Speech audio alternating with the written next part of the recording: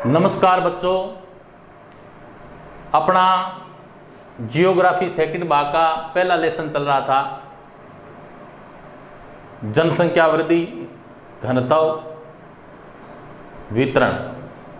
आज का अपना टॉपिक है भारत जनसंख्या घनत्व, यानी भारत के अंदर जो जन घनत्व पाया जाता है, जनसंख्या घनत्व पाया जाता है, उसके बारे में आज अपने जियोग्राफी में चर्चा करेंगे।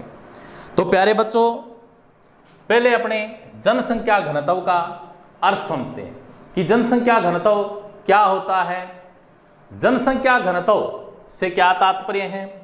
जनसंख्या घनत्व से तात्पर्य है कि जो भारत का भौगोलिक जो क्षेत्र है और उस भौगोलिक क्षेत्र पर जो जनसंख्या निवास कर रही है, उनके बीच का जो अनुपात होता है उसको क्या बोलते हैं? जनसंख्या घनत्व।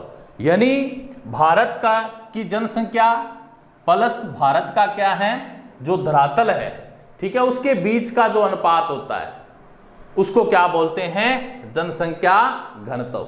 तो प्यारे बच्चों, जनसंख्या घनत्व का अर्थ समझ गए होंगे कि भारत का जो भौगोलिक क्षेत्रफल है, जो धरातल है, धरातल और जनसंख्या के बीच का जो अनुपात होता है उसको क्या बोलते हैं? जनसंख्या घनत्व बोलते हैं।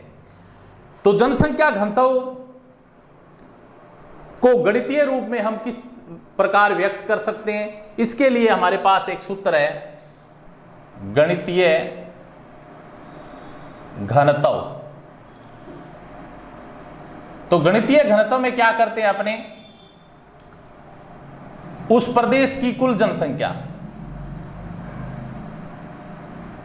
बटा कुल क्षेत्रफल, तो प्रति वर्ग किलोमीटर में इसको आंका जाता है तो आ जाता है। यानी हम भारत का अगर जनसंख्या घनत्व गणितीय रूप में निकालना चाहें तो हमें क्या करना? भारत की कुल जनसंख्या कितनी है और भारत का जो कुल क्षेत्रफल है धरातल का वो कितना है, ठीक है, उससे डिवाइडेशन करने पे, भाग देने पे क्या है, प्रति वर्ग किलोमीटर जन घनत्व हमें ज्ञात हो जाता है। तो प्यारे बच्चों, गणितीय रूप में हम इस प्रकार से इसका आकलन कर सकते हैं, क्योंकि ये क्या होता है? जनसंख्या और धरातल के बीच का अनुपात होता है। और इसको क्या है, इसमें कुल जनसंख्या, जैसे भारत का जनसंख्या घनत्व ज्ञात करना है तो इसके लिए हमारे पास सूत्र है कि भारत की कुल जनसंख्या बटा भारत का कुल क्षेत्रफल और इसका प्रति वर्ग किलोमीटर के अंदर हम जन घनत्व है जो ज्ञात कर सकते हैं। नेक्स्ट, इसके बाद में अपने चर्चा करते हैं। नेक्स्ट जो बिंदु आता है अपना, वो है जनसंख्या घनत्व में समय अनुसार जो सापेक्षिक वृद्धि रही, ठीक है, उसको समझते हैं पहले कि जो जनसंख्या घनत्व है इसके अंदर जो सापेक्षिक वृद्धि जो रही समय अनुसार, जैसे जैसे समय व्यतीत हुआ तो जनसंख्या घनत्व में जो परिवर्तन हुए, जो बदलाव हुए, उनको हम समझते हैं। तो प्यारे बच्चों, मैंने नेक्स्ट पहले बताया था कि भारत में पहली जनगणना जो 1872 में हुई थी, उसके बाद में संपूर्ण जनगणना 1981 में, ठीक है। तो जो 1901 से हमारे पास आंकड़े हैं आपकी बुक में, 1901 ईस्वी की बात करें तो जनसंख्या घनत्व के अंदर सापेक्षिक वृद्धि, उस समय भारत का जो जनसंख्या घनत्व था वो कितना था बच्चों? 77 व्यक्ति प्रति वर्ग किलोमीटर। यानी भारत के अंदर 1 वर्ग किलोमीटर में कितने लोग रहते थे? 1901 में 77 व्यक्ति रहते थे। इसके बाद में 1951 की जनगणना की बात करें तो भारत के अंदर 1951 के अंदर भारत के अंदर यही जो जनसंख्या घनत्व था जो बढ़कर कितना हो गया? 117 व्यक्ति प्रति वर्ग किलोमीटर। यानी 1951 में भारत के अंदर 1 वर्ग किलोमीटर में कितने लोग निवास करते थे? 117 लोग निवास करते थे। इसके बाद में जनगणना 1981 में बात करें तो 216 व्यक्ति प्रति वर्ग किलोमीटर भारत के अंदर लोग निवास करते थे। 1 वर्ग किलोमीटर में कितने लोग थे? 1981 में 216। फिर बात करते हैं 2001 की जनगणना की। 2001 की जनगणना के अंदर प्यारे बच्चों, भारत का जो जनसंख्या घनत्व था वो कितना हो गया? बढ़कर व्यक्ति 382 व्यक्ति प्रति वर्ग किलोमीटर। कितना हो गया? 382 व्यक्ति प्रति वर्ग किलोमीटर हो गया, जो कि भारत का औसत घनत्व है। क्या है? औसत घनत्व है। इसके बाद में 2011 ईस्वी में क्या हुआ? यही जो जनसंख्या घनत्व है बढ़कर क्या हो गया? 1102 व्यक्ति प्रति, जो कि वर्तमान में कितना है अब 1102 व्यक्ति प्रति वर्ग किलोमीटर। वर्तमान का भारत का जो जनसंख्या घनत्व है वो कितना है 1102। तो प्यारे बच्चों, ये जनसंख्या घनत्व का जो वृद्धि काल रहा, इसमें क्या है, जनसंख्या घनत्व के अंदर जो सापेक्षिक वृद्धि हुई उसको दर्शाया गया है निम्न आंकड़ों के हिसाब से। 1901 ईस्वी में 77 व्यक्ति था, 51 में बढ़कर कितना हो गया 117, 81 में कितना हो गया 216 और 2001 ईस्वी में कितना हो गया 382, 2011 ईस्वी में कितना हो गया 1102 व्यक्ति प्रति वर्ग किलोमीटर, ये हुआ। इसके बाद करते हैं भारत के केंद्र शासित प्रदेश हैं, उनकी बात करते हैं। तो भारत के अंदर केंद्र शासित प्रदेशों की बात करें तो अधिकतम जो जनसंख्या घनत्व है वो दिल्ली में पाया जाता है। दिल्ली में कितना है 11,297 व्यक्ति प्रति वर्ग किलोमीटर निवास करते हैं।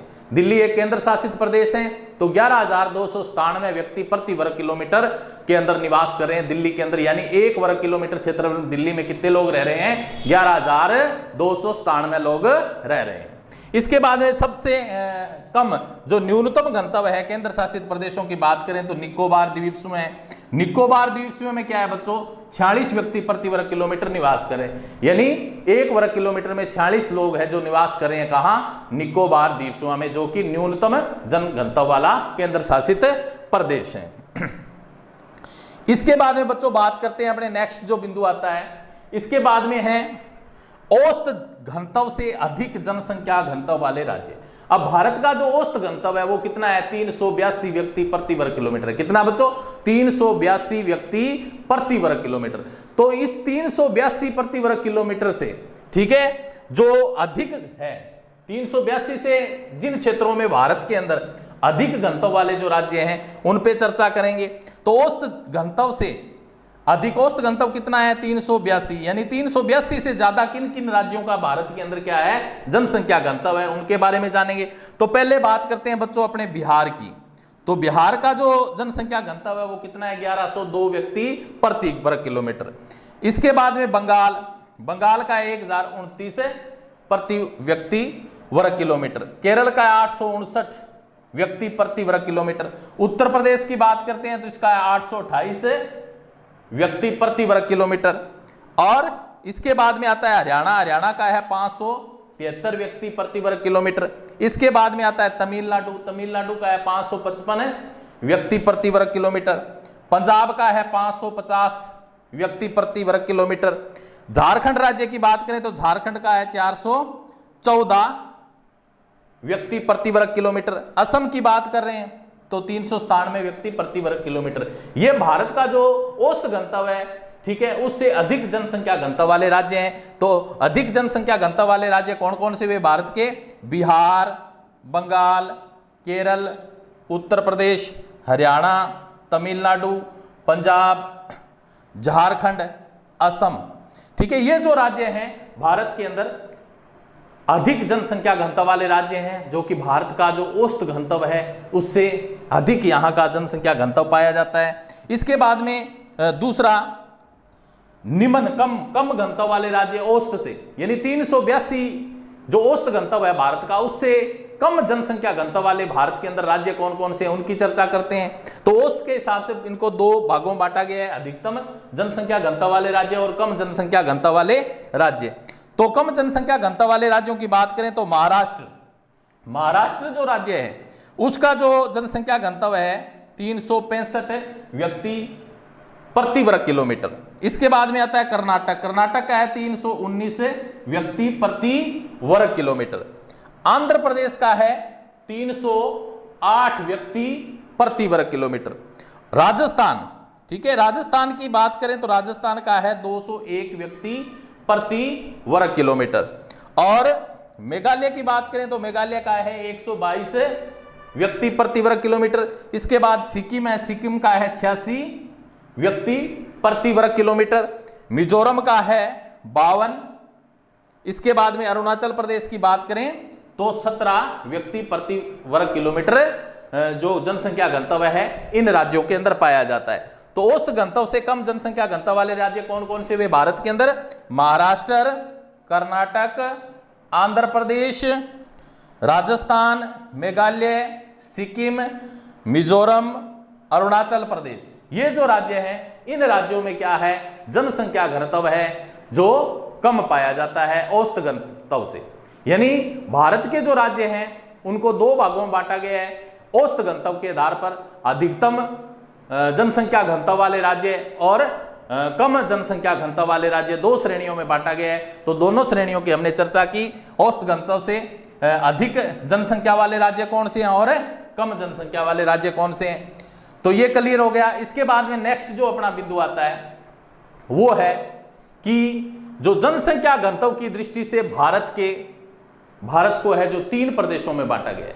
यानी जनसंख्या घनत्व की दृष्टि से कि अलग अलग श्रेणियों में 3 श्रेणियां बनाई गई है भारत के राज्यों की। तो ये 3 श्रेणियां कौन कौन सी है, तो इनके बारे में चर्चा करते हैं। तो जनसंख्या घनत्व की दृष्टि से भारत के 3 प्रदेश हैं। तो पहला प्रदेश कौन सा है, पहला प्रदेश है उच्च घनत्व वाले क्षेत्र। यानी वो क्षेत्र कौन से है भारत में जहां पे लोगों की संख्या ज्यादा है, लोग अधिक संख्या में उन क्षेत्रों में निवास कर रहे हैं। तो पहले उच्च घनत्व वाले क्षेत्र कौन से होते हैं, उसकी पहचान क्या होती है, उसकी पहचान होती है कि भारत के अंदर उन भौगोलिक प्रदेशों में क्या है, जो जनसंख्या घनत्व है वो कितना पाया जाता है, 500 से ज्यादा पाया जाता है। यानी एक तो वो राज्य अलग कर लिए गए हैं जहां जिनका जनसंख्या घनत्व 500 से ज्यादा है। तो वो राज्य भारत के अंदर कौन कौन से हैं, वो राज्य सारे किस क्षेत्र में आते हैं, उच्च घनत्व वाले क्षेत्र के अंतर्गत आते हैं। जिन राज्यों में जो जनसंख्या घनत्व है वो क्या है, 500 व्यक्ति प्रति वर्ग किलोमीटर से अधिक पाया जाता है, अधिक लोग निवास करते हैं, वो क्षेत्र कौन से कहलाते हैं, उच्च घनत्व वाले क्षेत्र कहलाते हैं। चलो अब ये उच्च घनत्व वाले क्षेत्र भारत के अंदर कौन कौन से राज्य हैं जो जिनमें क्या है, उच्च जनसंख्या घनत्व पाया जाता है, लोगों की संख्या जाता है। तो भारत की बात करें तो भारत के अंदर उच्च घनत्व में एक तो पश्चिम बंगाल जो राज्य आता है वो आता है, दूसरा बिहार, तीसरा है उत्तर प्रदेश, चौथा है हरियाणा। और ये 4 जो राज्य हैं ये भारत के उच्च घनत्व वाले राज्य हैं। इन राज्यों के अंदर जनसंख्या का निवास क्या है, अधिक है। जनसंख्या इन क्षेत्रों में क्या है, ज्यादा निवास करती है। क्यों करती है, इसकी वजह है क्योंकि ये जो राज्य हैं, पश्चिमी बंगाल है, बिहार है, उत्तर प्रदेश है, हरियाणा, यहां पे समतल उर्वर मैदान पाए जाते हैं। आमदनी के सोर्स ज्यादा हैं, समतल उर्वर मैदान है, ठीक है।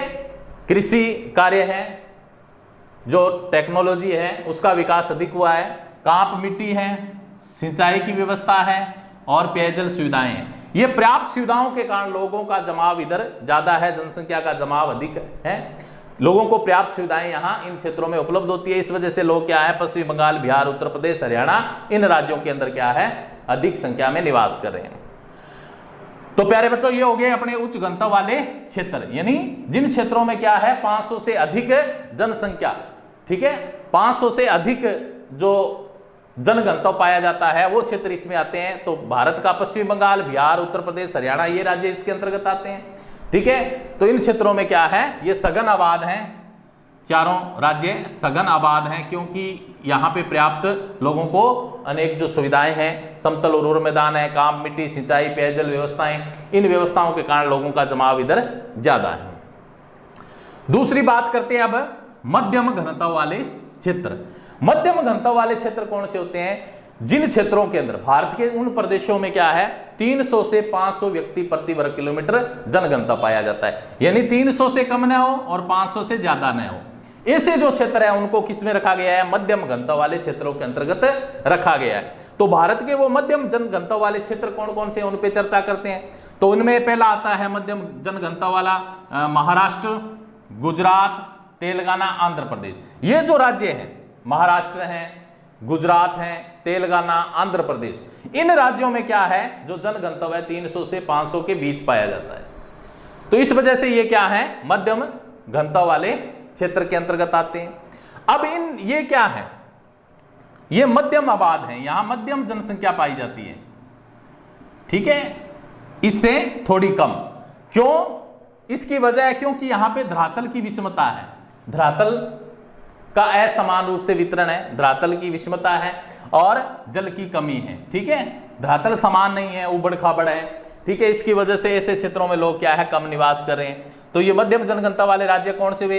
एक तो वह महाराष्ट्र, गुजरात, तेलंगाना, आंध्र प्रदेश, ये जो राज्य हैं ये क्या हुए? मध्यम घनत्व वाले क्षेत्र हुए। इसके बाद में प्यारे बच्चों अपने बात करते हैं तीसरा जो प्रदेश है वो है निम्न घनत्व वाले क्षेत्र। भारत के अंदर कौन कौन से होते हैं? निम्न घनत्व में क्या है? जिन क्षेत्रों का 300 से 300 व्यक्ति प्रति वर्ग किलोमीटर से, ठीक है, कम निवास कर रहे हैं, ऐसे जो क्षेत्र हैं भारत के वो निम्न घनत्व वाले क्षेत्र के अंतर्गत आते हैं। तो प्यारे बच्चों ये राज्य कौन कौन से है भारत के अंदर? ये मध्य प्रदेश है, छत्तीसगढ़, उड़ीसा के पठारी क्षेत्र, जनजातीय क्षेत्र, कर्नाटक के पूर्वी भाग, ठीक है, ये जो क्षेत्र हैं ये क्या है? निम्न घनत्व वाले क्षेत्र हैं। निम्न घनत्व वाले क्षेत्र में मध्य प्रदेश आता है, छत्तीसगढ़, उड़ीसा के पठारी क्षेत्र, जनजातीय क्षेत्र, कर्नाटक के पूर्वी भाग, ये क्षेत्र आते हैं। ये क्या है? ये क्षेत्र हैं जो कम आबाद हैं, यहाँ पे जनसंख्या क्या है? कम निवास करती है। क्यों करती है? क्योंकि इन क्षेत्रों में क्या है? अविकसित कृषि के कारण क्या है? ये जो जनसंख्या है इन क्षेत्रों में कम निवास करती है। तो ये हो गया निम्न घनत्व। तो प्यारे बच्चों आज हमने जनसंख्या घनत्व का अर्थ समझा और औसत घनत्व के बारे में और सापेक्षिक जनसंख्या घनत्व की जो सापेक्षिक वृद्धि है उसके बारे में, और जनसंख्या घनत्व की दृष्टि से भारत के तीनों प्रदेश उच्च घनत्व वाले, मध्यम घनत्व वाले और निम्न घनत्व वाले क्षेत्रों के बारे में चर्चा की। इसके बाद में अपने जो नेक्स्ट टॉपिक है उस पर चर्चा करेंगे।